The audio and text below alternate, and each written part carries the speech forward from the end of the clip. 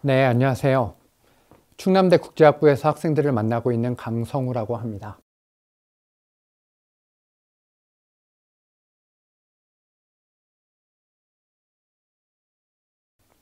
오늘 여러분과 이야기하고 싶은 주제는 한일 관계와 평화 교육입니다. 먼저 퓨도르 도스토옙스키의 인류를 사랑하는 것보다 가까운 사람을 사랑하는 것이 더 어렵다는 말에 대해서 어떻게 생각하시는지 묻고 싶습니다. 우리들은 종종 인류를 사랑한다 라고 하는 이야기를 쉽게 하곤 합니다. 하지만 정작 내 옆에 있는 한 사람도 사랑하기 어려운 것이 우리가 가지고 있는 현실입니다. 그렇기 때문에 도스토옙스키는 관념적인 말, 개념에서 벗어나 옆에 있는 사람부터 사랑하기 시작하자고 권유하고 있기도 합니다. 역사를 보면 멀리 떨어진 나라와 껄끄러운 관계를 갖는 것보다 이웃나라의 관계에서 언제나 껄끄럽거나 문제가 있는 경우가 많이 있습니다. 왜냐하면 가장 가까운 이웃은 언제나 두려운 이웃으로 남아있기 때문입니다. 인도와 파키스탄의 예를 볼까요? 인도와 파키스탄은 약 70년 전만 해도 하나의 나라였습니다. 하지만 1947년 영국으로부터 독립하는 과정에서 둘로 갈라지게 되는데요. 그 이유는 영국의 식민 지배 이전부터 계속되어 온 힌두교와 이슬람교 신자 간의 종교 간의 대립 때문이었습니다. 다른 종교적인 원리와 풍습 등으로 두 집단은 틈만 나면 충돌하고 반목을 일삼게 됩니다. 물론 19세기 영국의 지배하에 들어가게 되면서 함께 독립을 쟁취하는 데 힘을 합치기는 했지만 정부를 수립하는 과정에서 다시금 갈등이 불거지고 유혈 충돌까지 발생하게 되자 결국 영국이 주재를 해서 서로 간에 분리, 독립하기로 한 겁니다. 이후 인도에 귀속됐지만 주민 대부분이 이슬람 신자인 카슈미르 문제, 그 지역에 대한 문제로 인해서 두 나라는 전면전을 치르기도 했고요. 지금도 두 나라는 경쟁적으로 서로가 서로를 믿지 못하기 때문에 핵 개발과 미사일 발사 실험을 벌이면서 대립하고 있습니다. 그리스와 터키는 어떨까요? 역사 속에서 조금 더 과거로 거슬러 올라가야 하는데요. 알렉산더 대왕이 오리엔트를 정복하면서 터키 지역이 그리스 영내에 속하게 되고 그 뒤를 이은 로마 제국, 동로마 제국, 비잔틴 제국이 1000년 넘게 터키 지역까지도 지배를 했습니다. 하지만 오스만 제국이 나타나게 되면서 동로마 제국과 비잔틴 제국을 멸망시키게 된 것이죠. 전세가 역전된 것입니다. 그리스 지역을 비롯해서 발칸반도 전역이 오스만 제국에게 무려 400여 년이나 지배를 받았습니다. 그리스는 언제나 민주화와 유럽 문화의 뿌리를 그리스가 가지고 있다는 자부심을 가지고 있는데요. 터키에게 지배받은 오스만 제국에 의한 지배는 그리스인들에게 큰 상처이자 트라우마로 남아 있습니다. 독일과 프랑스의 관계를 더욱 깊이 살펴보면 우리는 유사한 사례를 발견할 수 있는데요. 독일과 프랑스는 19세기 이래로 한 세기 반 동안 무려 4차례나 전쟁을 치렀을 만큼 치열한 대립 관계가 깊습니다. 가장 대표적으로 1805년에 나폴레옹이 체코 남동부 아우스터리츠에서 벌어진 전투에서 합스부르크 왕국이죠, 그 당시는. 그리고 오스트리아에 패배를 안겨주게 됩니다. 이듬해 10월에는 예나와 아우에스슈테르 전투에서 프로이센으로부터 승리를 거둔 나폴레옹은 군대를 이끌고 브라덴부르크 문을 통과해서 베를린 궁으로 입성합니다. 나폴레옹은 전리품으로 승리의 상징으로 가지고 있었던 브라덴부르크의 문을 장식하던 청동 조각상을 끌어내어 파리로, 여기에 보시는 이 청동 조각상을 끌어내서 파리로 가져가서 루브르 박물관에 전시를 합니다. 프로이센의 입장에서는 굴욕적이기 짝이 없는 일이죠. 승전의 문이 굴욕의 상징이 되어버렸으니까요. 브라덴부르크의 문을 통한 첫 개선식의 주인공이 나폴레옹이었다라고 하는 사실은 독일인들에게 두고두고 큰 트라우마로 남아 있습니다.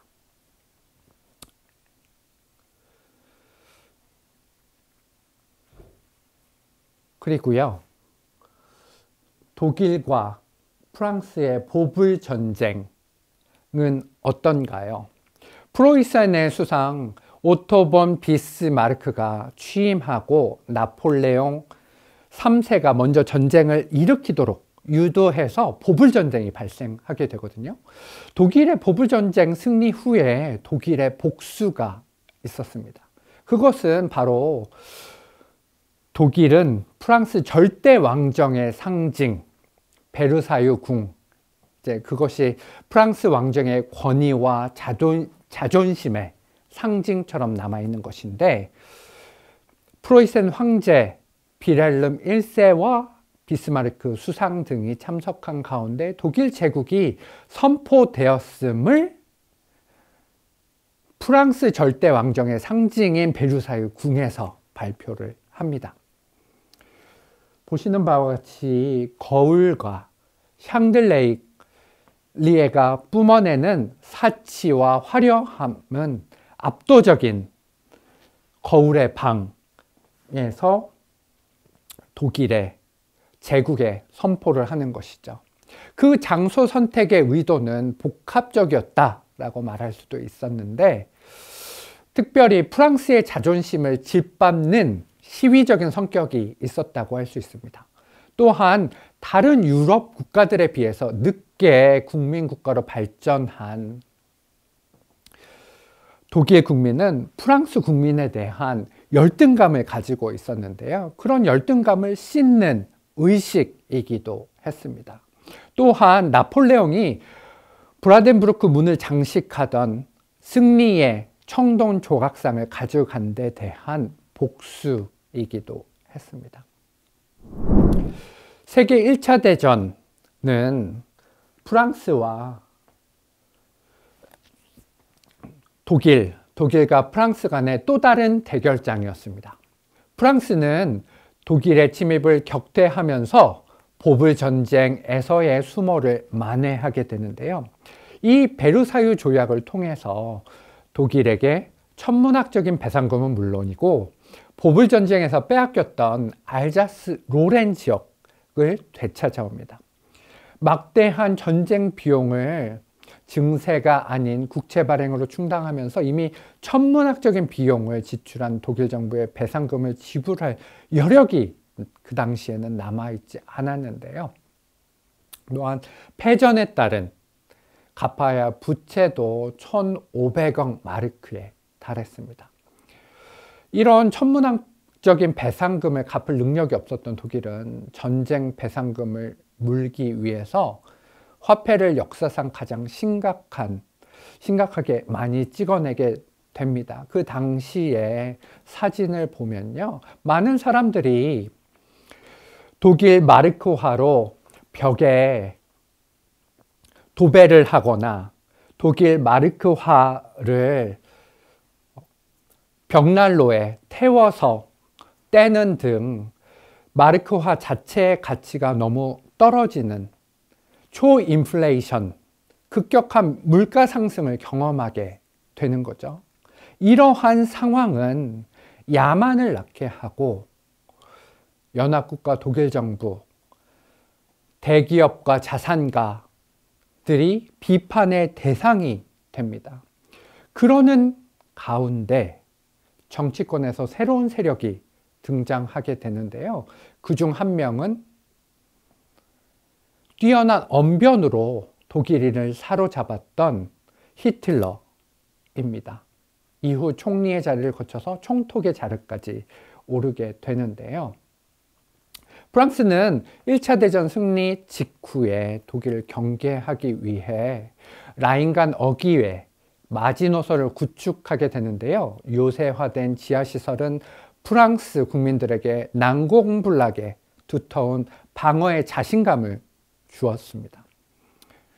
하지만 무슨 일이 벌어졌냐면요. 독일의 기갑 부대가 마지노선을 피해 아르덴 숲, 룩셈부르크 배기의 동부에 있는 프랑스 북부에 걸쳐 있는 산림지대를 돌파하면서 마지노선이 무력화되는 거죠. 그래서 독일군은 개전 5일 만에 프랑스 진지를 확보합니다.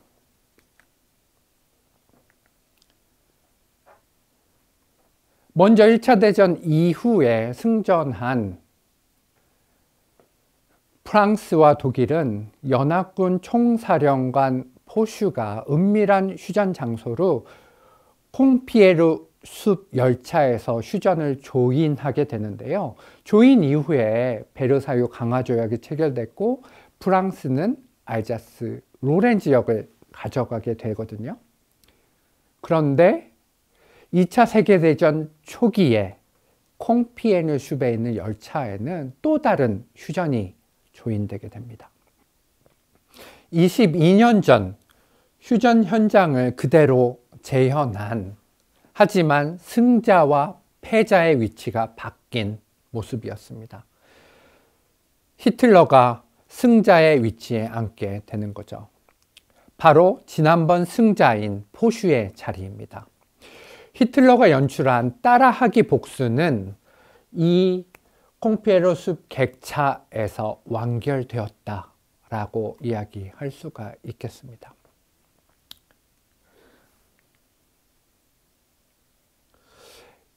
이 열차는요, 1차 세계대전 종전 100주년 기념식이 열리기 하루 전인 2018년 11월 10일에 엠마뉴엘 마르콩이라는 프랑스 대통령과 앙겔라 메르켈 독일 총리가 콩피에르 숲에 프랑스 국립전쟁 기념관에 위치한 한 열차 객실에 들어가서 방명록에 이름을 남기고 서로 손을 잡은 사건입니다. 대결의 장소, 복수의 장소가 화해의 장소가 된 것인데요.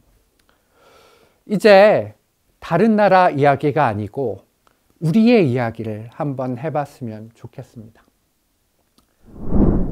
한일 관계는 어떤가요? 한국인과 일본인은 어떤 관계를 가지고 있나요? 제가 그래프 하나를 보여드리고 싶은데요. 호라이 사토시라고 하는 학자가 연구한 것입니다. 이 연구에서 미토콘드리아 DNA, 엄마 쪽의 DNA를 분석하면서 DNA의 근원을 찾는 거죠. 유전자 분석을 하는 거죠. 이 미토콘드리아 DNA를 분석한 결과 일본인은 단지 4.8%의 일본인 자체의 유전자만을 가지고 있습니다. 다르게 얘기하면 나머지는 다른 유전자를 가진 것으로 드러났습니다. 25.8%는 중국 대륙 컨티넨탈 미토콘드리아 DNA, 그리고 24.2%는 페닌슐라 DNA, 한반도의 유전자를 가졌다라고 하는 것입니다. 다른 말로 하면 일본인들은 50% 이상 중국계, 한국계 유전자를 가졌다는 것을 의미합니다. 반대로 한국인의 경우는요, 한국인의 유전자를 40.6%를 가졌고 중국의 유전자, 대륙의 유전자가 21.9%를 가진 것으로 드러났습니다. DNA 유형을 보면 일본인과 한국인은 거의 유사한 DNA 유형을 가지고 있고요. 아마 연결되었다라는 것을 이 연구 결과로 알 수 있습니다. 그래서 일본 국립유전학연구소 사토시 호라이 박사는요, 한국인과 본토 일본인의 유전적 거리는 거의 0에 수렴한다 라고 이야기하기로 했습니다. 이는 2300년 전 한반도에서 건너간 도레인과 일본 원주민들이 섞여서 야요이 시대가 시작됐고, 이러한 융합이 서기 600년까지 계속되면서 현대 일본인이 형성되었다라는 것입니다. 한반도의 이주자들은 처음에는 일본 규슈 지역에 먼저 정착했고, 이어서 일본 열도에서 가장 큰 섬인 혼슈로 이주했다고 추정할 수 있습니다. 다시 말하면 유전자 지도상으로 보면요, 제럴드 다이아몬드가 이야기한 대로 양국의 지난 역사가 좋지 않은 감정을 품게 했지만 한국인과 일본인은 같은 피를 나눈 사람들일 뿐만 아니라 성장기, 민족의 성장기를 나눈 쌍둥이처럼 유전자를 공유한 쌍둥이 형제와 같다라고 하는 것입니다. 덧붙여서 제럴드 다이아몬드는 동아시아의 정치적인 미래는 양국이 고대 시대에 쌓았던 유대를 어떻게 성공적으로 재발견하느냐에 달려있다라고 이야기하기도 했습니다. 그러면 역사적인 연관성을 한번 이야기해 볼까요? 한국에서는 백강전투라고 부르는, 일본에서는 백총강 전투, 중국에서는 백강구 전투라고 불리우는 전쟁에 대해서 이야기해 보려고 합니다. 663년 8월에요. 백제는 왜 일본의 연합군과 중국의 당나라 그리고 신라의 연합군 사이에서 전쟁이 벌어지게 됩니다. 이것이 바로 백강전투인데요. 이 7세기 한반도에서 한중일이 처음으로 격돌하는 국제전이라는 평가를 받는 전쟁이기 때문에 의미가 있다라고 말씀드릴 수가 있겠습니다. 이 백강전투는 7세기 한반도에서 한중일이 처음으로 격돌한 국제전으로 평가받는데도 널리 알려져 있지 않은 것은 이상한 일일 수밖에는 없습니다. 재미있는 것은요, 백강전투의 당시 백제 부흥군의 규모는 5천여 명에 불과했고요. 일본 군은요, 백제 부흥군의 5배에서 8배 이상인 2만 7천에서 4만 2천여 명으로 추정하고 있습니다. 다르게 얘기하면, 다른 의도가 없다면 일본은 혈맹인 백제를 위해서 엄청난 출혈을 감행했다라고 해도 과언이 아닌데요. 이들 백제 일본 연합군은 신라와 당군, 신라군의 5만과 당군 13만의 대군에 결국 패배하게 됩니다. 당시 전투에 대해서 구당서라고 하는 중국의 역사서는 왜군 수군의 배 400척을 불태워 그 연기가 하늘을 덮었고 바닷물은 왜군의 시체로 핏빛이었다라고 적어놓기도 했습니다.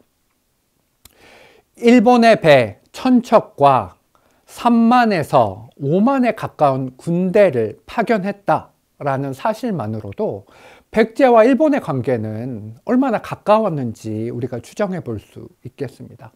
이 전쟁에서 패배한 일본의 정권 자체가 휘청했는데 그때를 놓치지 않고 삼촌이 왕이 오른 조카를 죽이고 정권을 탈취한 정도의 변화가 있었으니 얼마나 그럼에도 불구하고 백제를 도울 수밖에 없었던 일본의 입장을 이해할 수밖에는 없습니다.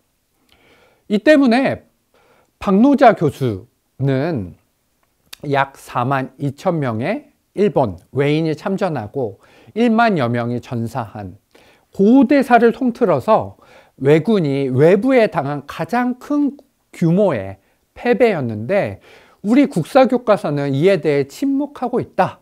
한국의 국사교과서는 이에 대해 침묵하고 있다.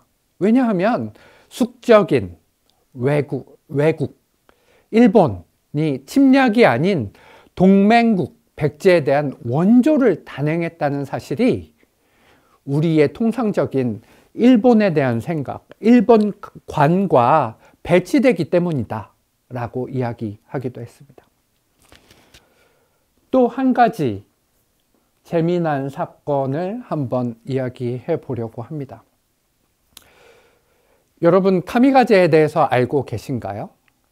카미가제라고 하면 종종 태평양 전쟁 말기에 일본군이 시도한 자폭 전술과 이를 위해서 조직된 특공대를 떠올리곤 하는데요.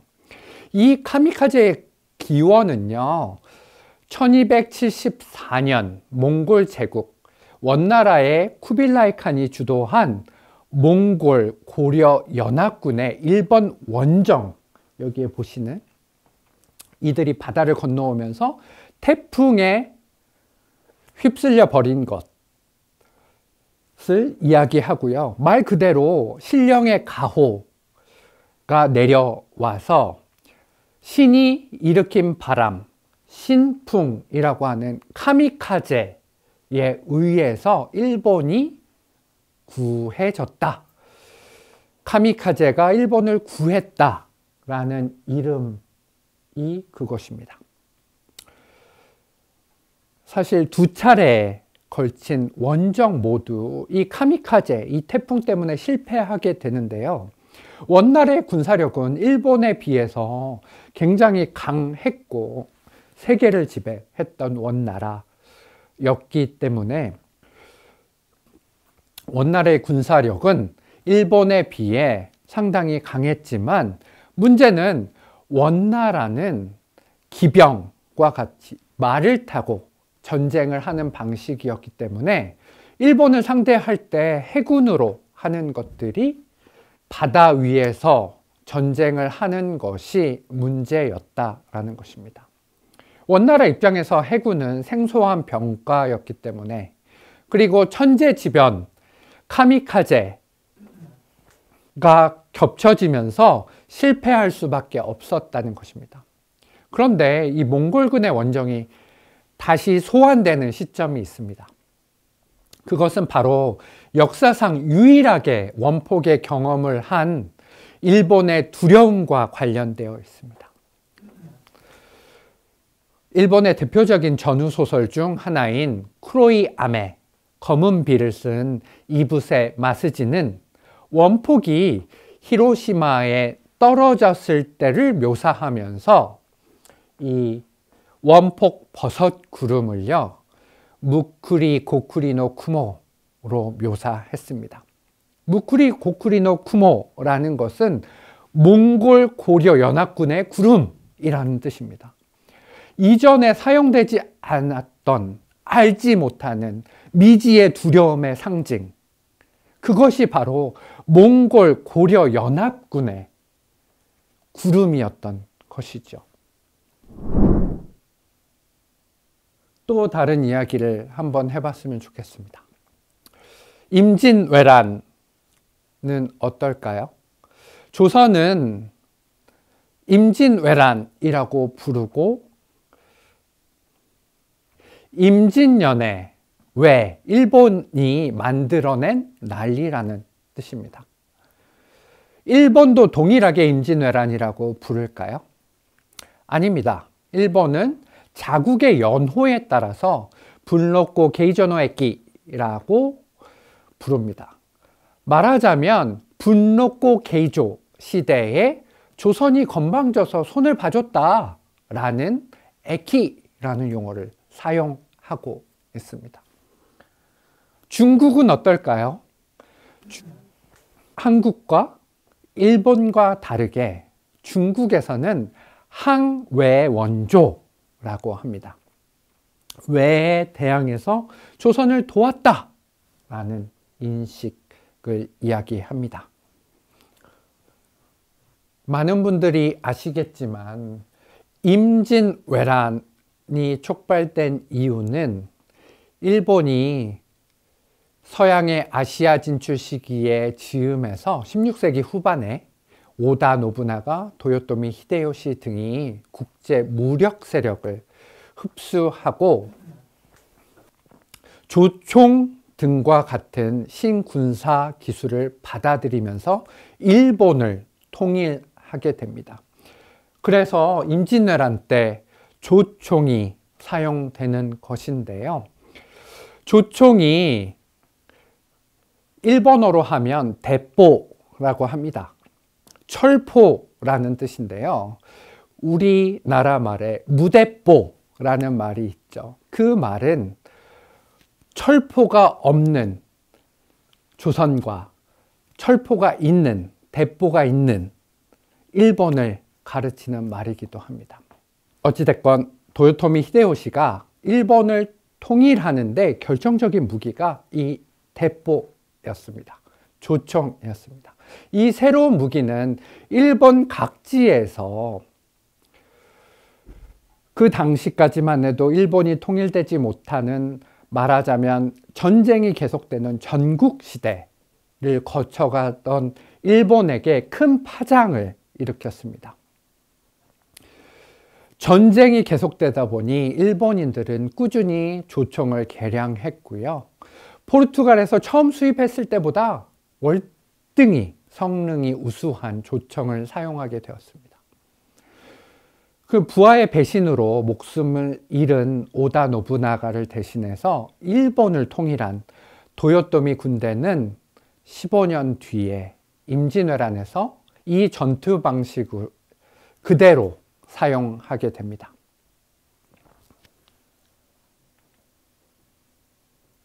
임진왜란과 관련해서 우리가 가지고 있는 기억은 귀무덤, 곧 미미지가라고 불리우는 야만에 가까운 모습입니다.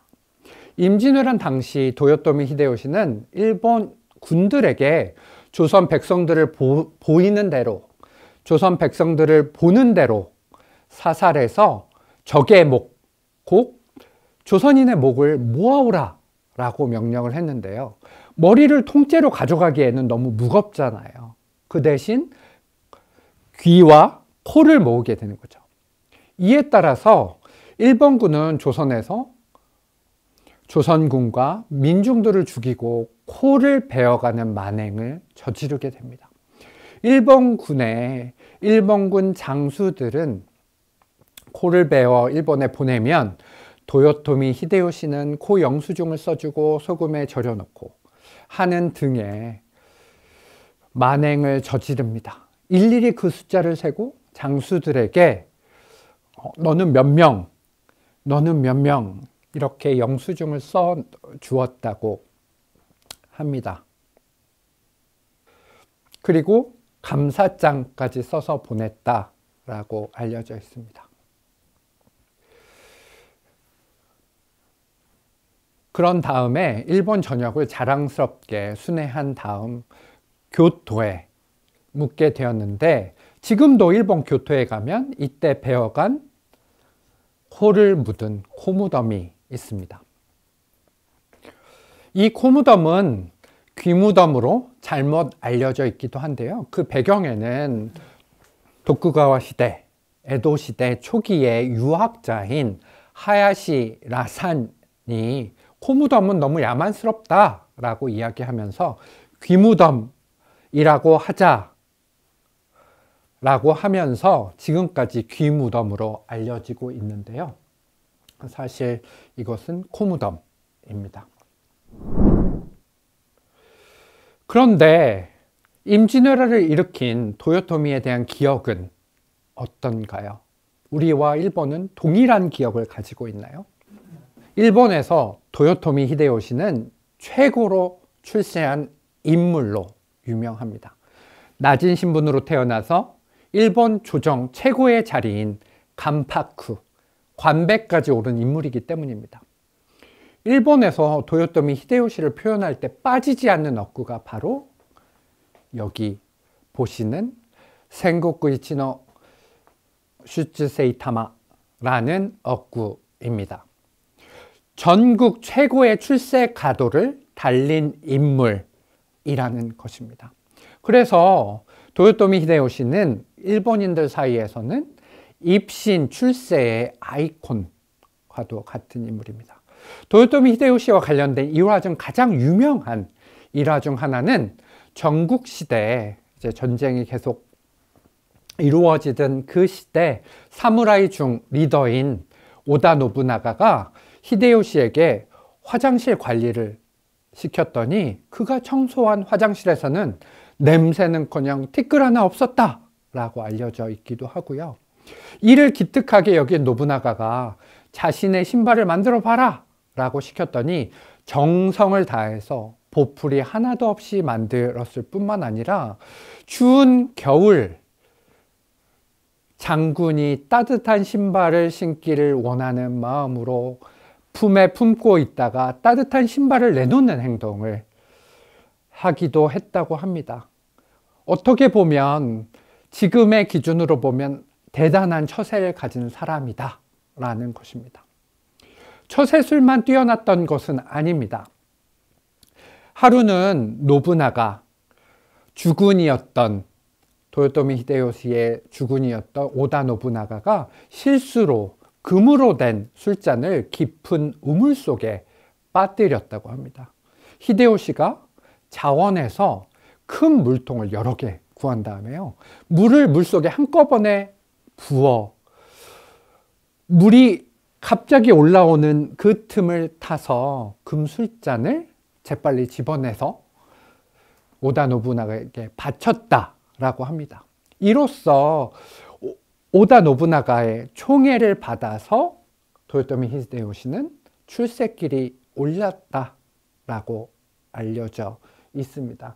실제로 매년 일본 역사에서 가장 존경하는 인물이 누구냐라고 했을 때 도요토미 히데요시의 이름을 발견할 수 있기도 합니다. 우리와 가까운 역사를 또 한번 살펴보죠. 한국에서 안중근은 민족적 영웅으로 대접받고 있고 그의 배경과 헌신, 마지막 행적까지도 관심을 가지고 있습니다. 이러한 민족적 관심은 영화나 뮤지컬 등 다양한 장르로 재해석되고 확대 재생산되기도 합니다. 하지만 정작 안중근이 저격한 이토 히로부미에 대해서 우리는 얼마나 알고 있을까요? 이토가 어떤 인물이었는지 이해할 때 우리는 일본에게 이토 히로부미가 어떤 의미였고 안중근이 이토 히로부미를 저격한 것에 대한 의미를 바로 알 수 있습니다. 이토 히로부미는 존왕양이 소노조이라고 하는 운동을 하던 조슈번의 하급 무사였습니다. 그는 존왕양이 운동에서 개화파로 전향을 하면서 부국 강병론을 전개했습니다. 그는 메이지 헌법의 기초를 마련하였고 여성 교육의 필요성을 역설해서 여자 대학을 창설하는 계기를 만들어 주었고요. 초대, 5대, 7대, 그리고 10대 내각 총리 대신을 역임하기도 했습니다. 그리고 초대, 3대, 8대, 10대 추미련의 의장으로 백작자기를 받은 인물이기도 합니다. 물론 사후에는 공작으로 품계가 올라갔습니다. 영일동맹을 성립하는데 기여를 했고요. 조선의 초대 통감으로 일본이 조선에 대한 실질적인 지배권을 행사하는 데 역할을 했습니다. 그는 조선에게는 조선을 식민화하는 데 앞장섰던 인물로 기억되지만 일본에게는 일본 근대화의 가장 중요한 사건이자 메이지 유신을 이끈 중심 인물로 기억되고 있습니다. 근대화 과정에서 일본의 정치, 경제, 사회 전 분야에 걸친 대단한 기여를 했다는 것이죠. 이렇게 어긋난 기억은 한일 간의 이해를 더욱 어렵게 합니다. 한 장의 사진을 더 볼까요? 한국인에게 일본에 대한 식민지 역사는 독립기념관에 전시되어 있는 바와 같이 억압과 희생을 강요하는 모습으로 기억되고 재생산됩니다. 반대로 일본인들에게 조선의 병합의 상징은 이 사진으로 대변된다라고 이야기할 수가 있습니다. 도쿄 퍽이라고 하는 당시 유행했던 잡지는 1910년 조선의 병합을 아마테라수 오미카미라고 하는 일본의 신토의 최고의 신, 태양을 관장하는 신들의 최고 통치자가 빛을 그 당시 초대 총독인 데라우치 마시타게가 빗장을 열어 돌을 치워 근대의 빛을 조선인들에게 비추게 했다라는 의미를 담고 있습니다. 물론 근대의 닭, 근대를 깨우는 닭의 울음소리는 그것과 연결되어 있다라고 말씀드릴 수가 있겠습니다. 정리를 해보자면요.